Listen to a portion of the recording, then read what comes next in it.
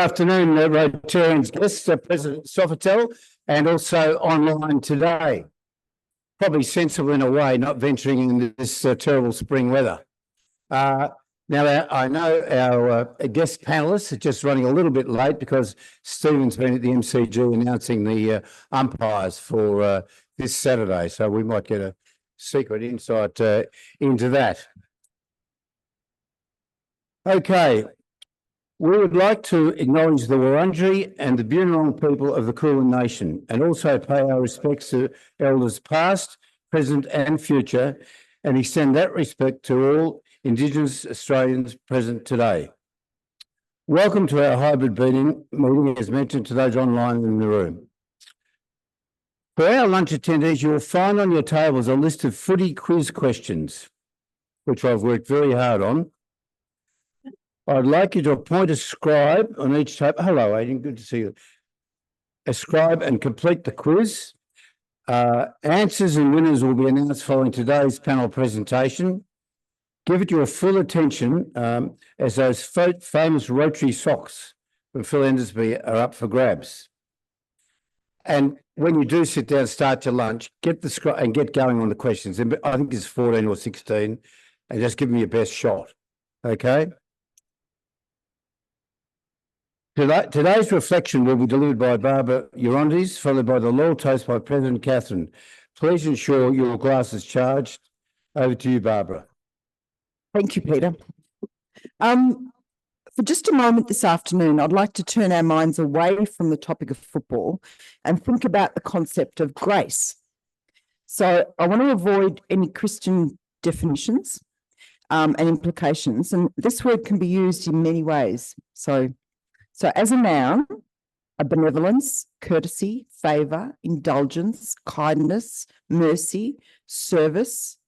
She walked across the stage in effortless grace. She handles her problems with grace and dignity. She has shown remarkable grace in this crisis. She is quite lovable despite her lack of social graces. Let us give thanks in God's grace. By the grace of God, no one was seriously hurt. She tried to live her life in God's grace and your grace. They all relate to women, basically. Or as a verb, adorn, array, beautify, comparison, decorate, do up, doll up, drape, dress, embellish, emboss, enrich, fancify, festoon. Actually, I had trouble what to leave out here. So, and things like several marble statues graced the courtyard. And I hope you will grace the gathering with your presence. So what is the true meaning of grace? The dictionary tells me it's an undeserved favour. So God's grace is usually defined as an undeserved favour. Grace cannot be earned. It is something that we give freely. Ways of behaving that are considered polite and pleasant. Social graces. I also looked into the graces in Greek mythology, but that was just a rabbit hole I don't want to explore today. So let's go back to the concept of grace. Let's revel in quality of being pleasant, polite, showing the willingness to be fair and honest. And recall, we do have a football game this weekend that only one team can win. And while the winner may be triumphant, the loser must accept their defeat with grace. So for good food, good fellowship, let's bestow grace on our community and show gratitude for the opportunity to do service. Thank you. Thank you, Barbara. Ladies and gentlemen, Rotarians and guests, please raise your glasses. A toast to Australia and Rotary International. Please be seated. We will take a break now until 1:10. And for those online, we'll have you in a separate meeting room. Members, visitors and guests, it's my great pleasure to welcome you to our 14th meeting for the Rotary year and our 5,051st for this club. It's wonderful to see you all today, and I hope you've been working hard on your questions. Welcome to our grand final lunch. And it's terrific also to see so many of the different club scarves in evidence today. Our guest speakers today will be Mr. Stephen McBurney, Head of AFL Umpiring, and Mr. Adrian Anderson, Vice President of the Melbourne Cricket Club and formerly General Manager of the football operations at the AFL. Both will be more fully introduced by our Chair, past President Peter Dakin, and Moderator, past President Adrian Nelson shortly. In the meantime, please join me in welcoming them with a round of applause. This grand final lunch would not be possible without the efforts of past President Peter Dakin and past President Adrian Nelson, and I'm grateful for their time and planning for today. Peter has with him today his son Alex and wife Di, and guests Peter Kent, Peter Hammett and Ian Hammett. And also here as my guest is my wife Jane DeGitt. Would you please join me in welcoming these guests? All right, we have a number of visiting Rotarians, guests and members of guests. So if you could please stand and we will welcome you at the end in the traditional way. It's a bit of a long list, so bear with me for a tick here. So Di Dakin, Alex Dakin, Peter Hammett, Ian Hammett, guests of Peter Dakin, which I've run through, and Peter Kent. Nikki Bennett, guest of Peter Manger. Nishan Anguru, a guest of Bernie McIntosh. Anthony Austin, a guest of John Saunders. Ranjan Tiraman, a guest of Suresh. And Arabelle Terracy, a guest of Peter Dakin. Antonio Parsons and Santiago Parsons, both from Rotary Club of Buenos Aires, so welcome. And David McFerney from Pakenham. So a round of applause, everyone. Welcome to our meeting. We have a very packed agenda today, and we will be moving through at pace because I know you're not really interested in hearing me talk and more about our guests. However, we've got a few things to quickly run through.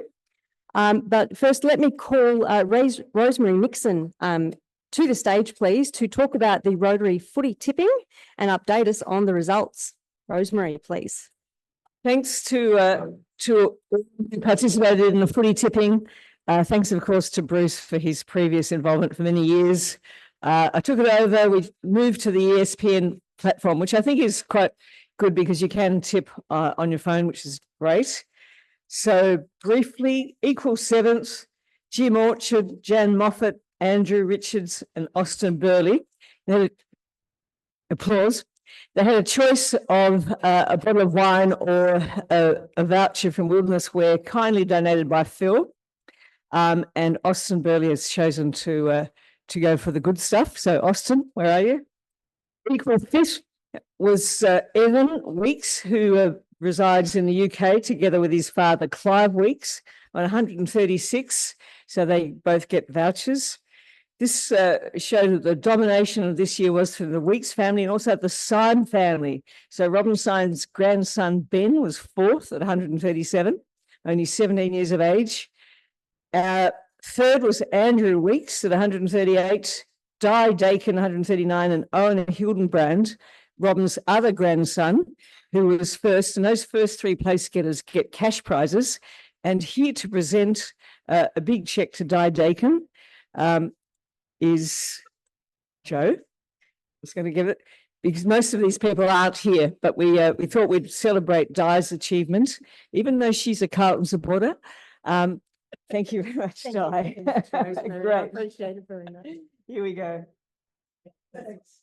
Oh. Do anything for cameras. Yes, absolutely. Thanks very much. We do have an AFLW footy competition. It hasn't garnered a lot of interest yet, but it's there, up and running. We'll keep going next year, and we'll see you next March. Thank you. Now, we've got a couple of members' birthdays today, Bernie McIntosh and Antoine Mahuli. Bernie is here today. So, Bernie, can I ask you to make your way to the stage, please? Bernie was inducted almost 19 years ago to the day, and his sponsor at the time was David Whitner. Bernie is the CEO of Victorian Mortgage Group, a family business, and he's now also a flower farmer with his wife, Virginia, and they grow late blooming peonies at the Rosewood Farm. Bernie also has a Paul Harris Society supporter, 6 Sapphire, and has been recognised twice by the club for his application and meritorious service rendered to Rotary Melbourne. Bernie is often the first person our new members meet, and his friendly and personable manner really has encouraged a lot of our prospective members to join. please join me in saying happy birthday to Bernie and singing happy birthday to Bernie. Bernie, thank you for your service and we wish you many happy returns today.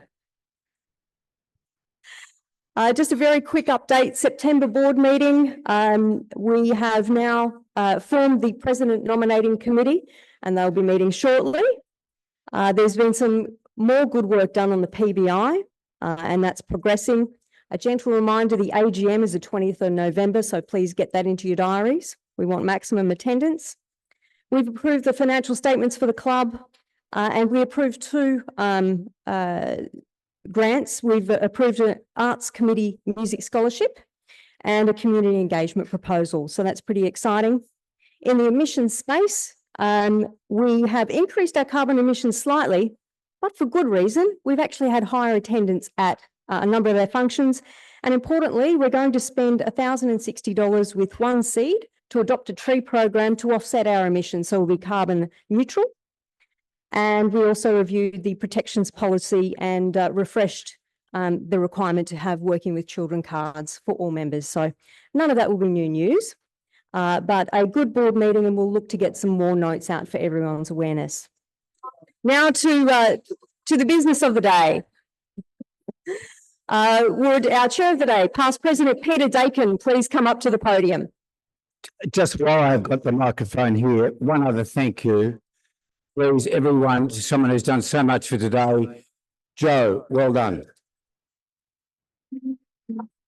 She's remarkable.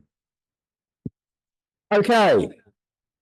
Well, it's my pleasure to introduce our guest speakers and footy panellists, Stephen McBurney and Adrian Anderson. Stephen has got a long CV, but it'll be a very short précis of it. Stephen's head of AFL umpiring and formerly was commissioner of the very politically and controversial Australian Building and Construction Commission. You would have seen him in the headlines a few months ago in that regard.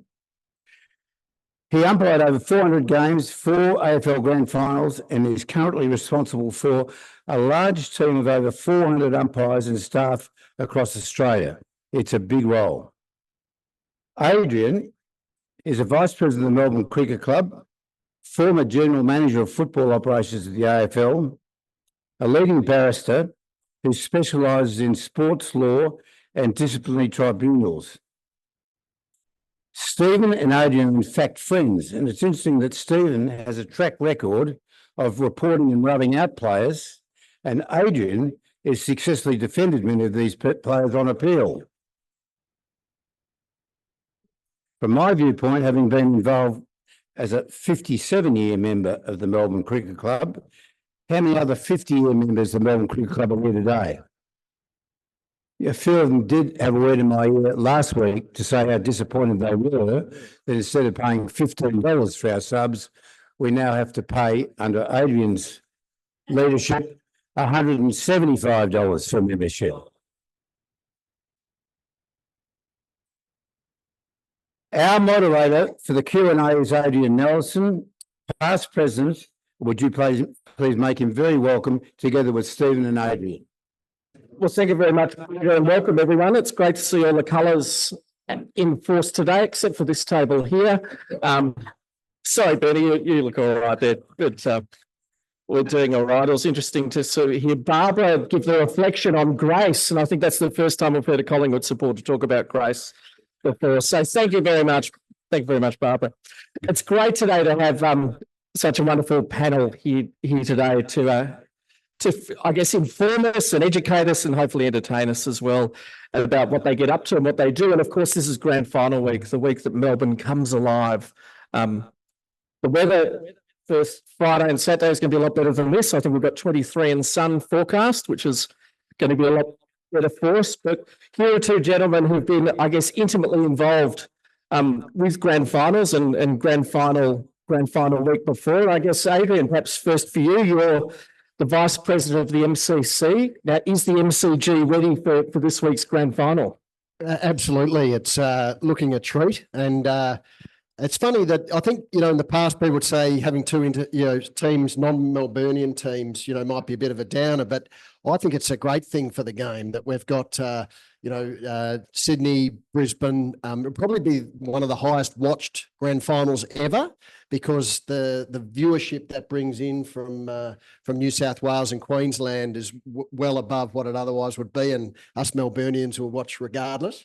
So I know the MCG is ready and roaring to go, no question. So now I came down Brunton Avenue on the way to the meeting today, and half of Brunton Avenue is basically blocked off with what I'm guessing is something to do with Katy Perry and all the stands required for Katy Perry.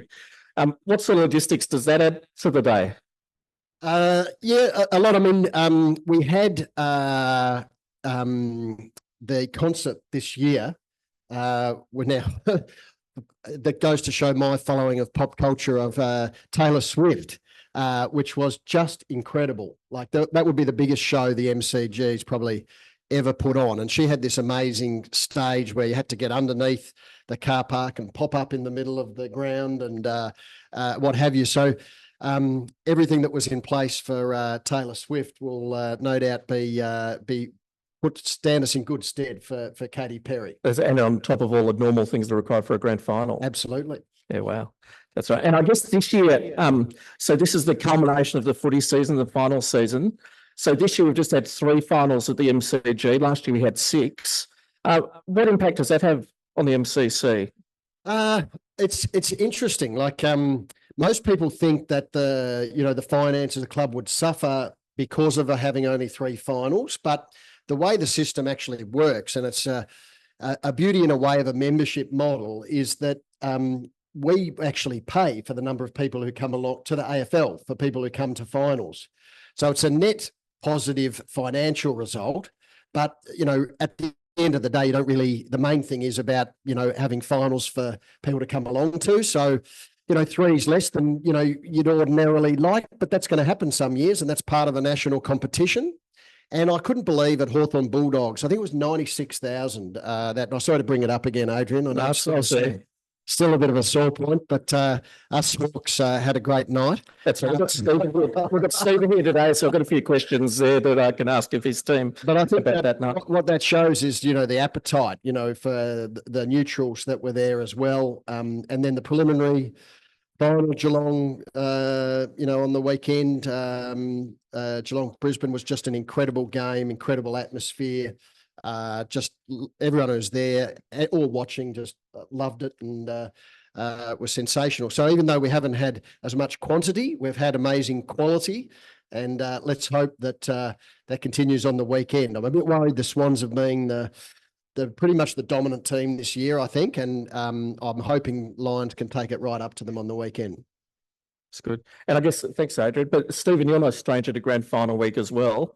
And I guess this morning, Peter alluded to, you made a sort of announcement this morning of the grand final umpires. So I guess we're the second audience that may have heard that. So can you tell us who's umpiring on Saturday? Yeah, I can. Nick from Tasmania will be the second Tasmanian to umpire a grand final. He'll be doing his first grand final. And Craig Fleur from South Australia will be doing his second grand final. Simon Meredith will be umpiring his 9th grand final this Saturday, and Matt Stevic is umpiring his 12th. And in an interesting coincidence, both Matt Stevic and Simon, who are 2 of our most experienced umpires, it'll be going 499 for each of them this Saturday. Wow. And they will, all things being equal, they will both do their 500th game in round 1, or I think they call it round 0 now, round 0 next year. So how do you choose the umpires who are going to umpire the grand final? I know there are members here, and I don't want to allude to this table, but certainly this table would give strong feedback to the umpires during a season. And I think they were happy last year with umpires. They would have been. Yeah. But how do you choose which umpires umpire? So including the goal umpires and the boundary umpires. Yeah, so it really is, it's a bit like that TV reality series Survivor. It's just surviving the year. We picked the 16 best umpires for the finals. That's whittled down to 10 after week 1, down to 8 after week 2. The best 8 go and do the preliminary finals.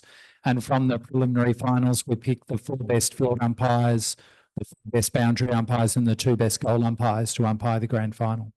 So can I just say, Steve's being a little bit modest there because there's every umpire, every game has every decision, non-decision assessed, and you get a series of points. And it's a very scientific system where you get ranked like 1 to, what was 32. I think there's probably more, 43. And so it's really cutthroat. And the way these guys prepare and perform, they have their special dinner that was always a special occasion for the grand final umpires. Is that tonight or tomorrow night? And the effort that goes in and the quality of those guys who get through and the number of times, including Steve on 4 occasions, when you're the general manager, of football operations, and the biggest thing that can go wrong is just, errors that change the result of a game. And the number of times these guys at the top just go out there and nail it, like you did on 4 occasions, is incredible. So it's actually a very sophisticated, not many people understand, selection system, and it's really well done. So I guess, Stephen, we hear a lot about the players for grand final week, and they finished the prelim final last weekend. They might go to Brownlow on Monday. They've got their training during the week. You've umpired 4 grand finals. What's a grand final week like for an umpire? Well, a grand final week, we try and keep it as normal as possible, but grand final week's just not normal. It's quite different. We're grateful to Adrian because the MCG hosts the umpires for training every Thursday before the grand final. That'll happen again this year. And then we're having our special dinner for the officials and umpires doing the grand final in the MCC committee room on Thursday night. I've got to say it was a bit different for me. My first grand final, I spent the Tuesday night in the tribunal arguing about whether Jason Clerk should be suspended. And then he was, and he'll be appealed. So I spent Thursday night in the tribunal again, giving evidence on the appeal. So mine was a bit disrupted, but they do that. And then what's a great thing for umpiring and a great thing for the umpires is they get to go in the parade, the grand final parade on Friday, and they get to take their children. Those who have children get to take their children in the parade. And then by Saturday, it's gearing up for the match and getting ready and getting in the right mindset to officiate the most important game of the year. So now your role's head of AFL umpiring or head of AFL officiating, is it? Yes. So right. So can you maybe explain to us today, like, what are you responsible for? What does that include, and who reports through to you? Yeah, sure. So I took the job, started it on the 26th of April, and it said to me it was head of officiating, and I thought, okay, that's just umpiring. And I got in there, and they sat me down and told me that I'm responsible for the umpires, field boundary goal.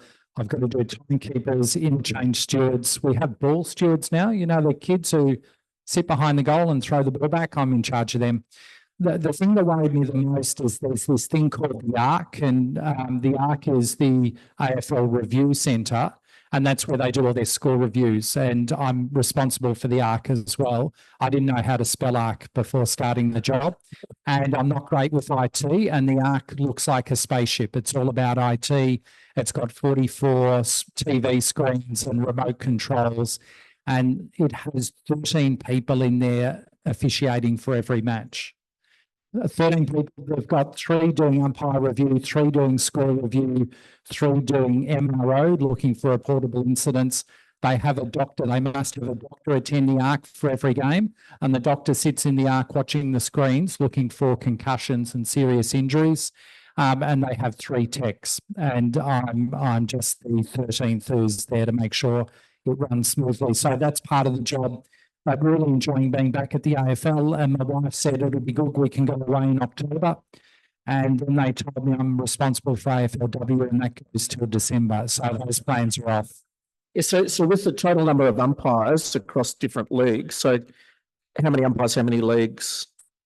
And so the AFL's 43 field umpires, 44 boundary and 27 goal umpires. Then we've got the VFL competition that sits underneath, but there's very good people running that. Nationally, we're up to 20,000 umpires doing community football, suburban football, country football and AFL football, and that's a new record. And pleasingly, we're now up to 13% of those umpires are female, we've had a big push on to give more opportunities to women and girls to take up umpiring. But 20,000 is still less than one per game of football played each weekend.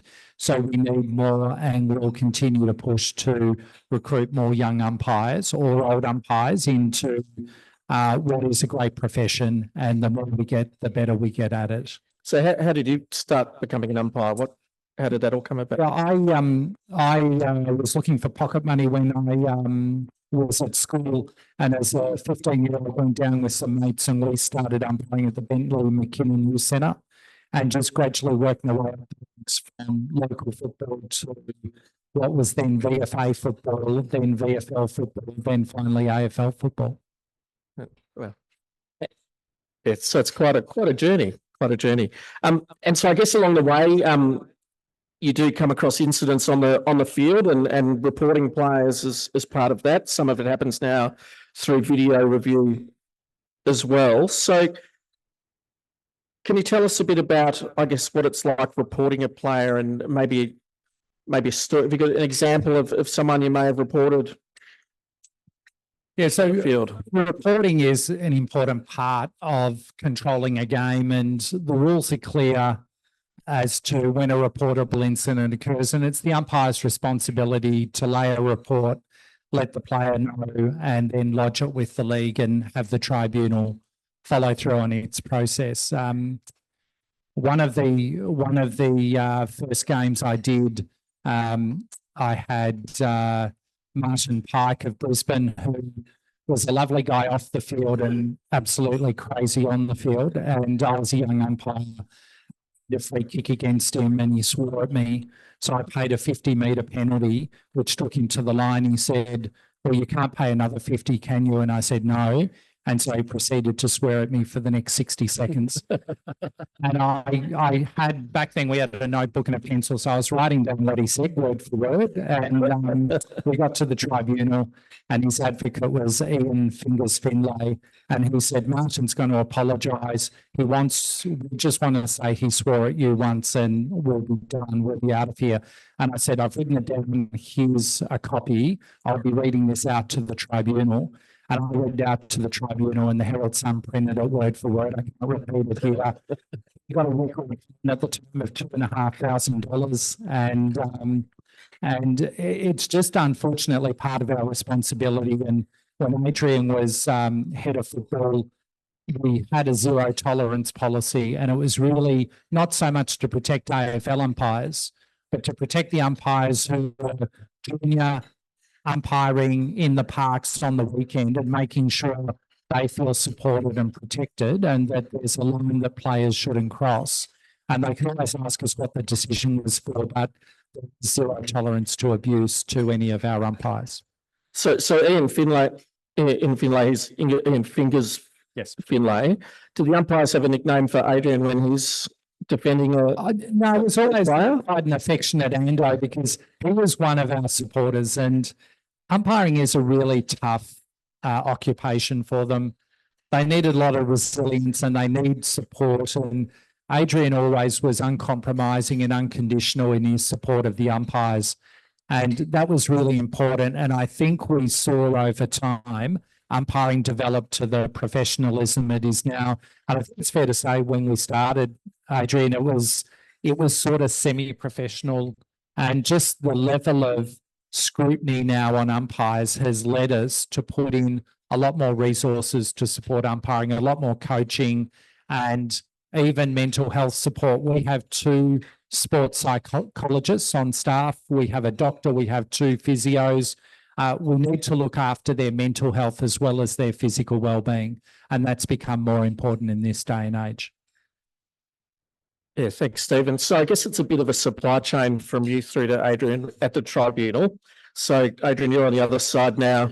Just going to comment on that a lot of them are incredible athletes too, like Steve. I mean, so with how far are they covering a game at the moment at top speed, trying to make those decisions on the run? Yeah, we GPS our umpires. They carry a GPS for training and games. Our field umpires were doing 15 kilometres a match under 3 umpires. It's back to 12 kilometres a match under 4 umpires. but our boundary umpires have increased to 18 kilometres a match. Adrian's absolutely right. They're unbelievable athletes. A lot of them run at school. One of our grand final umpires entered the Melbourne Marathon for the first time 2 years ago and came 7th. So they do a fantastic job, and that's a big part of it. Yeah, so I guess just to follow up on that, umpires aren't full-time at the moment. So with that, can you see umpires umpiring multiple games per weekend if they're running less with the 4 umpire system? Well, we've trialled them doing double headers, running twice a weekend, and we think they need a 3-day break between games. We've now contracted all umpires to 25 hours a week, and we think 25 hours a week is sufficient to get the coaching and training into them that we need. But we also think it's good that the umpires have a second occupation. We have school teachers, we have lawyers, we have accountants, we have, I don't know what this occupation is. Does anyone know what a podcaster is? We've got podcasters. We've got Lee Fisher, a former player who's a cafe owner. And last year's All-Australian umpire, Robert Finlay, he works for BAE Systems, who you believe is a rocket scientist. We have one rocket scientist amongst the umpires. Oh, very good. I'll move on because I know we're going to have questions from the floor, and I'm keen to do that. We might skip over the tribunal for a bit, but I was going to check up because I know, Adrian, you've defended Toby Green a number of times. I want to check if it was true that by defending Toby Green, that's actually helped pay the school fees for your 3 sons. Certainly been a good client, Toby, but also a lovely fellow. And it's amazing how, I get paid for what I do, but guys like Toby, you put in a big effort over about 48 hours to try and defend these guys, and just send a lovely text message afterwards saying, even when he'd lost and missed out on playing in a game that he dreamed of playing forever, to send a lovely message saying, thank you. I thought you did a great job representing me tonight. I was really impressed with Toby as a guy. Yeah. That's good. And this week, of course, has been Brownlow Medal Week. Andrew Dillon's wife got into the news a little bit because she was interviewed on the red carpet, which she was asked who she thought might win, and she goes, I'd like to see Marcus Bontempelli win, but I've been told he's not in the mix, which I did pay attention to that. You're a general manager of football operations. Did you know the result before the... Yes, you do, but only because you open the envelopes while you're on the stage to sort them out and try and make it a good, exciting reading order, and you're adding it up. So you probably know by about round 13, 14. So no one has had any idea by then. The votes all come in locked, but you get there early, you count the first 12 rounds. So that gives you a fair idea sometimes. But I think Cripps, well, he wasn't, after 6 rounds, I don't think he was on that top leaderboard. He just incredible. Like one of the most amazing Brownlows. I've never seen anything like it. To think that Taycos could get 35 or 36 votes and come second. It's got to be the stiffest Brownlow result in history. But you only find out, and you have to hand your phones in. There's a massive amount of betting on the Brownlow now. It's incredible.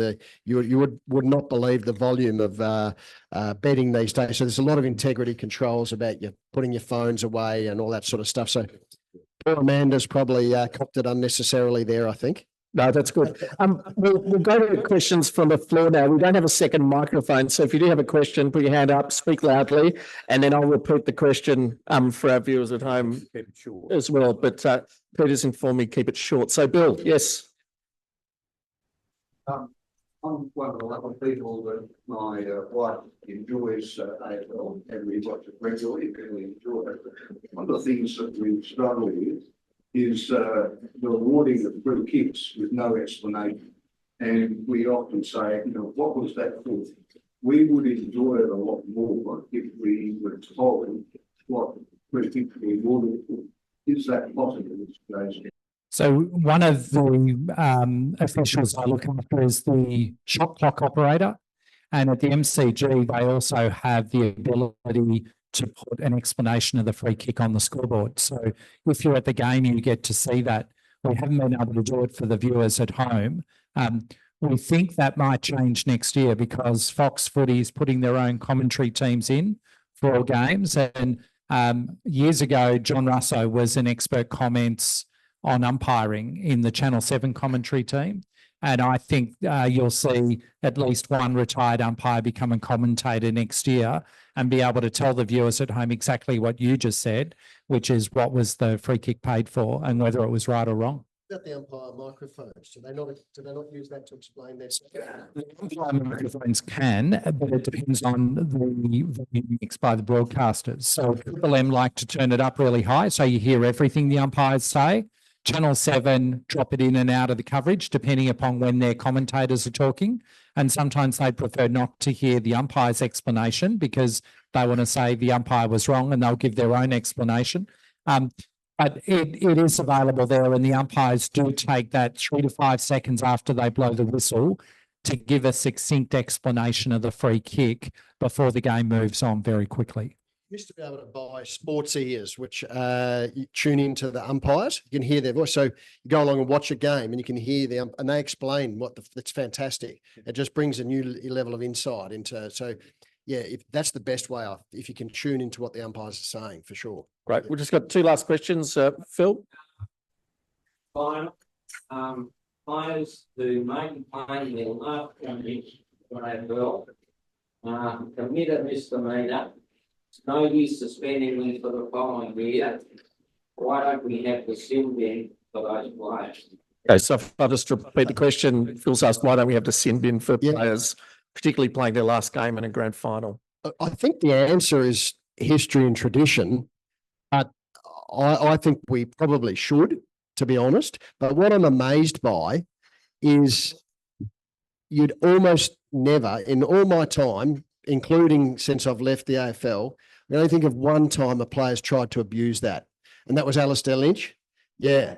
And other than that, like the discipline of these guys, I mean, you'd think that going out knowing it's your last game, you can affect the result by taking out the opposition's best player, and they're playing for the greatest prize, but it just doesn't happen.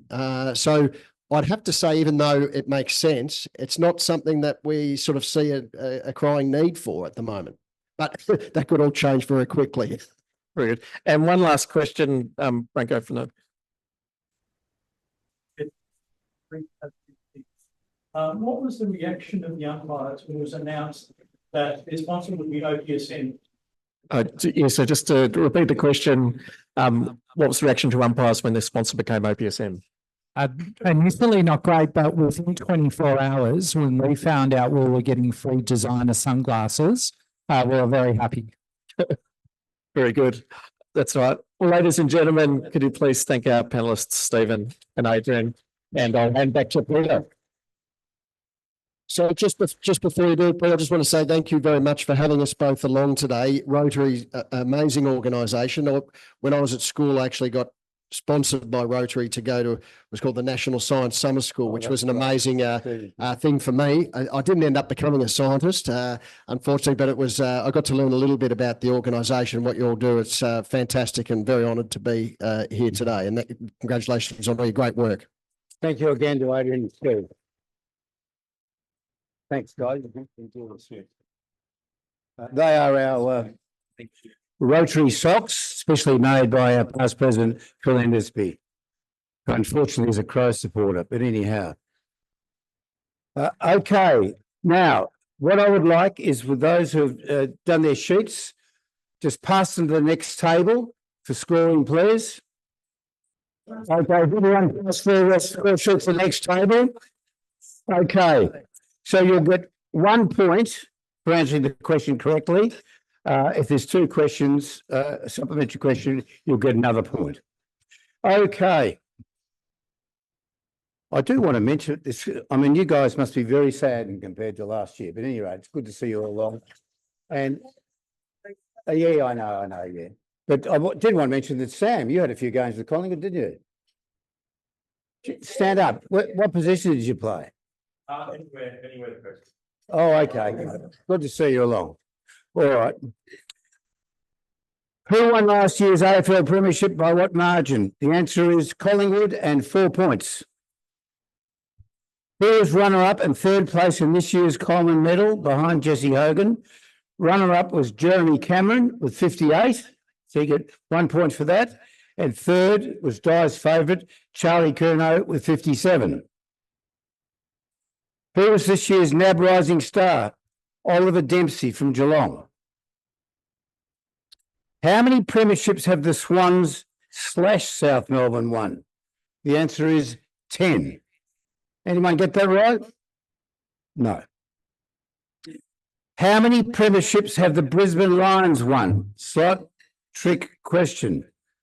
3 men's and 2 women's. Well, which player holds the record for the most games and how many was it? Michael Tuck, 426. Who has coached the most VFL and AFL premierships? How many has he won or did he win? Jock McHale, Collingwood, with 8 wins. How many Brownlow medals have Fitzroy players won? Pre the Lions. The answer is 6. Which player won the Fitzroy 1969 Brownlow? Kevin Murray. What was significant about the 1991 Grand Final? It was played at Waverley Park. In what season did the VFL, well, I wonder if Stephen knows the answer to this. In what season did the VFL and AFL increase their field umpires from 1 to 2? Oh, well done. Harvey, 432 ahead of what? 426. That's because I won on the score sheet from about 3 years ago. So it's Harvey. Okay.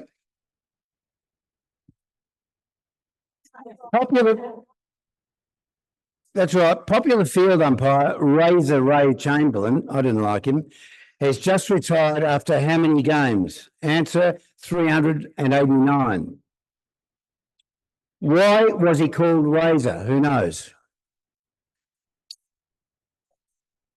For his fundraising. I didn't think he had it in him, but there you are. No, he was fantastic. Who are the most 2 reported AFL players? I know that I think probably Adrian kept dropping his fees. For Toby Green, 22. David Rees-Jones, 25. Which team did Collingwood play in the last game at Victoria Park against? Brisbane. Who are the top 3 in Monday night's Brownlow medal? 1, Patrick Cripps. 2, Nick Dacos. 3, Zach Butters.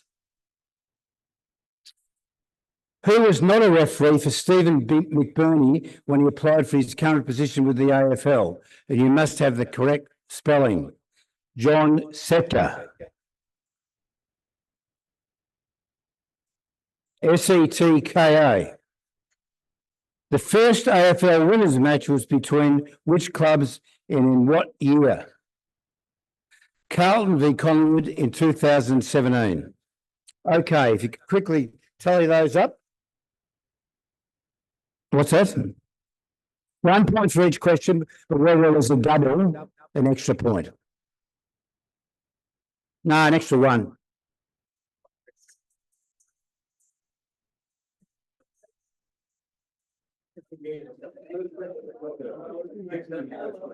No, Collingwood 4 points was 1.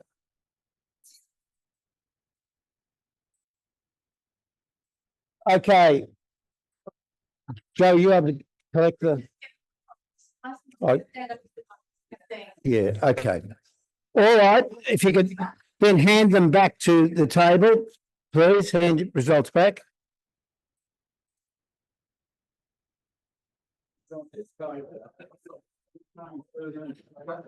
Okay. So if the table captains could please stand.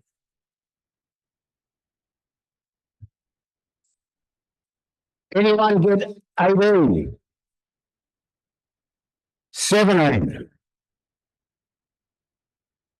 16? 15? 14? 13 are our winners. Oh, well done. 13, it's 3 13s. Let's ask her on five. No. Breaker, did I have very quickly? Does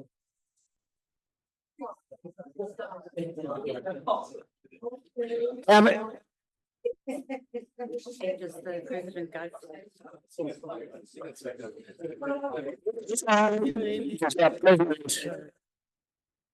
Four.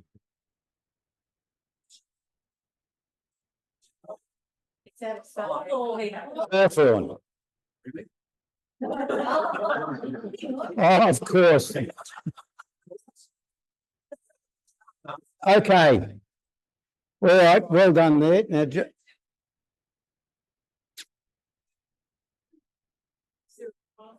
there are. Now, where are those prizes? We've got, oh, look at them all. If you could just come up and get your prizes, and Bill will get the photos. That'd be great. That's for the winning table. Okay, winning table, quick. Come on, it's down there, winning table.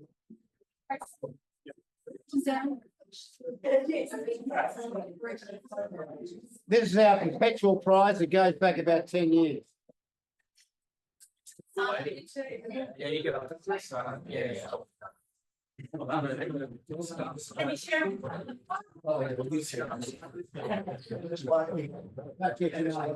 Bill? Here's Bill here.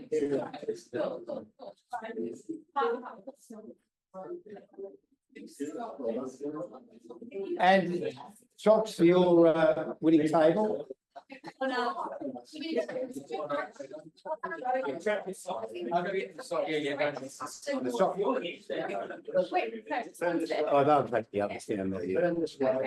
So these are our Rotary socks produced in Preston by past President Phil Endersby from Wilderness Wear, a great contributor to the club. So well done again. Thank you, Phil. There we are. You can take